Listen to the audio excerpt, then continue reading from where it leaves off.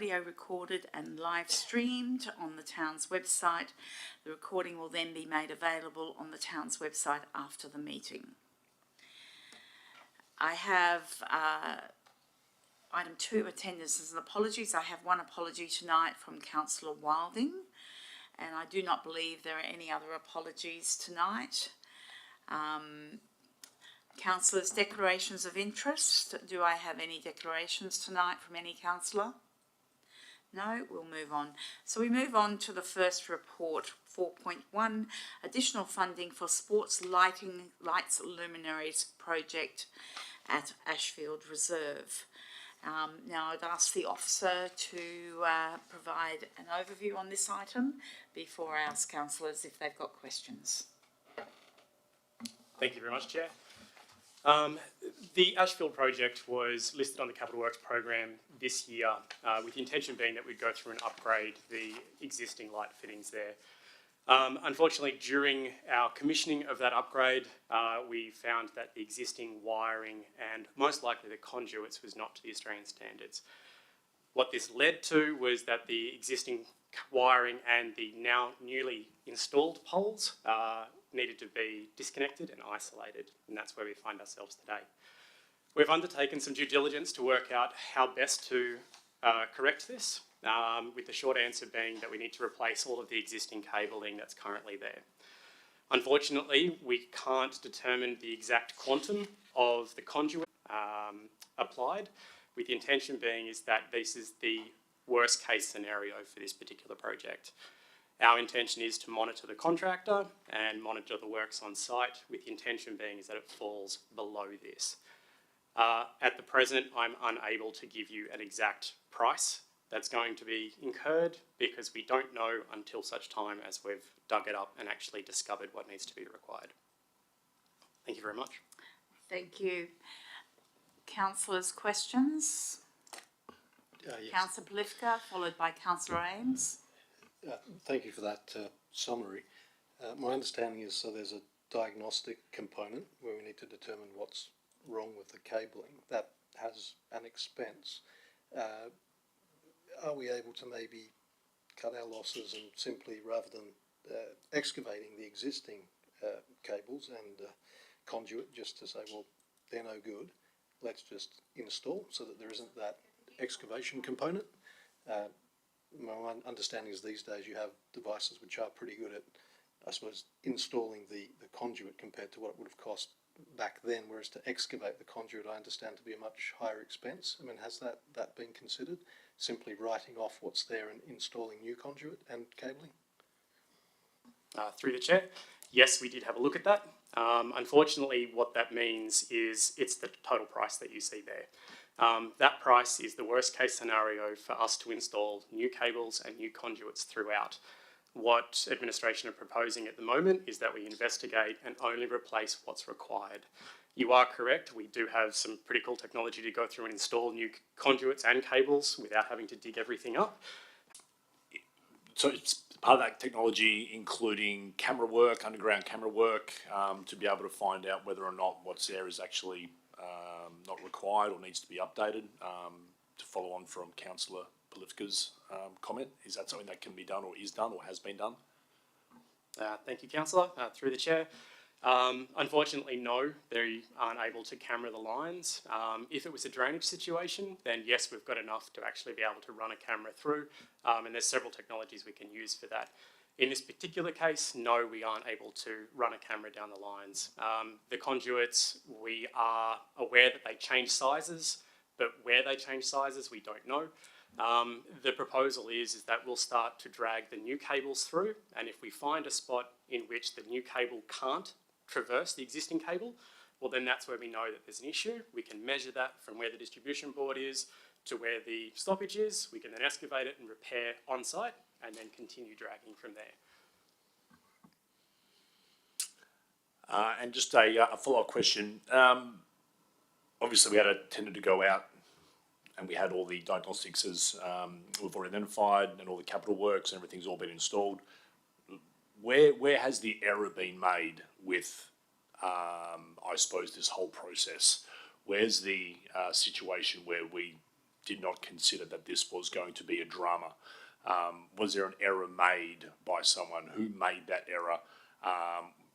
Because if we're trying to find an extra $160,000, it's going to be quite a challenge for us to squeeze that out of a mid-review as well. So that's just a query that we've got at hand. And it appears that the project officer has made an assumption within that tender. It's a simple one-word line item that says that the cables are deemed to be acceptable. How that officer, who's no longer here with the town, came to that conclusion, we don't know. It's one of the things that we first look at under our project management plans that we've now implemented, but for the past, I can't complain. So. If you don't mind, councillors, follow-up of skill sets. So is there potential in the future when going out to the market to put projects like this to the market as a design and deliver type tender? Would that be potentially an aspect of the project, or could we split it up so that the skill set out there in the public realm could design the project so that there's a risk, that removing the risk from the town and placing it on the contractors who deliver these projects? I'm curious about whether that's something that can be investigated. Thank you, Madam Mayor. Yes, it can be investigated for the right projects. I've eradicated the variations in this case. Design and construct contracts, from my own personal experience, typically lose control of what the final price is. You need to be very upfront and very prescriptive to the exact about what you want, or otherwise everything is on the table as a variation. I would urge some cautious approach with design and construct projects, but that, again, that's my own personal opinion. Okay, so looking at it from another perspective, given that we're a town with older infrastructure, would it not be an appropriate case to look at worst case scenario with these projects when we start out, rather than assuming that, you know, portions of the infrastructure are okay? So I'm just looking for ways forward where we can perhaps eliminate these blowouts. Is that a possibility? Absolutely, Madam Mayor. We have already started those processes, and I'm more than happy to take those offline if you'd like to have a further discussion with it. Okay. The short version is we have a much more detailed approach to our project feasibility studies. We have a much more detailed approach to our project management plans, including our stakeholder and financial analysis. And with a newly created position, which is a project management officer, we now have far greater oversight on how our projects are being delivered and the management of those projects. Councillor Ames, and then I believe Councillor Plifka. Because we don't want to be doing something in 5 years' time, we've got to upgrade something. Is there a scenario where this particular new cabling and conduit is going to be able to handle new infrastructure in the future? Or is this just an approach just to complete this particular job? Because, you know, we're only going to be doing things that are more expensive, that are bigger and badder here in the town of Bassendean. So is it a scenario where are we safeguarding ourselves with this particular expense for the future?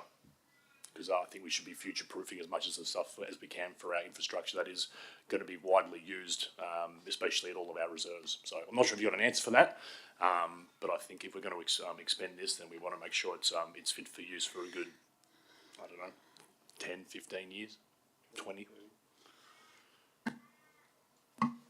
Thank you, Councillor. Through the Chair. I would have to take that question on notice.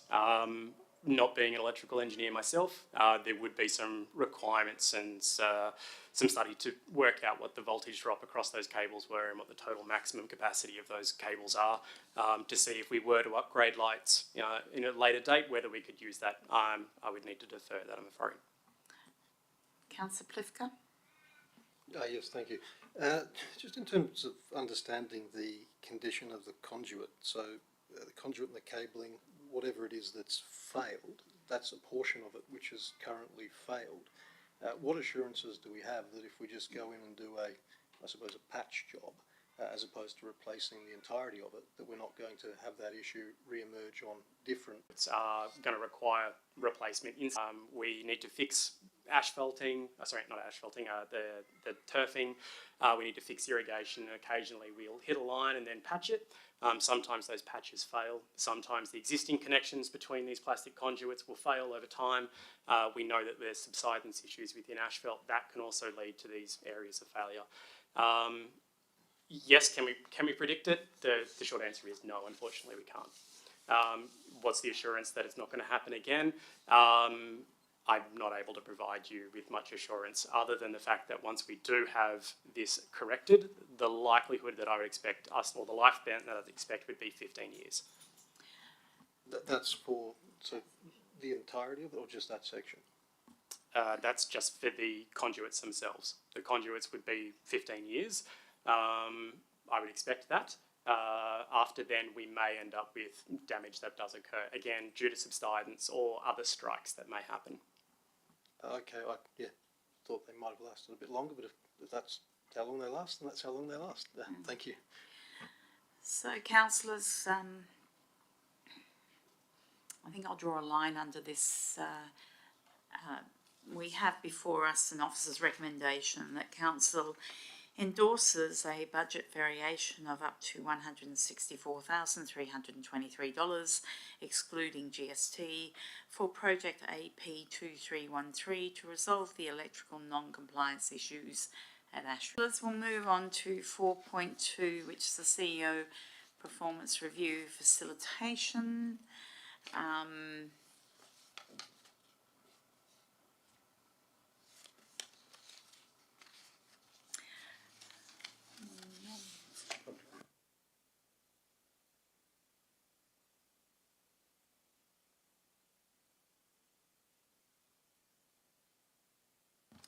Councillors,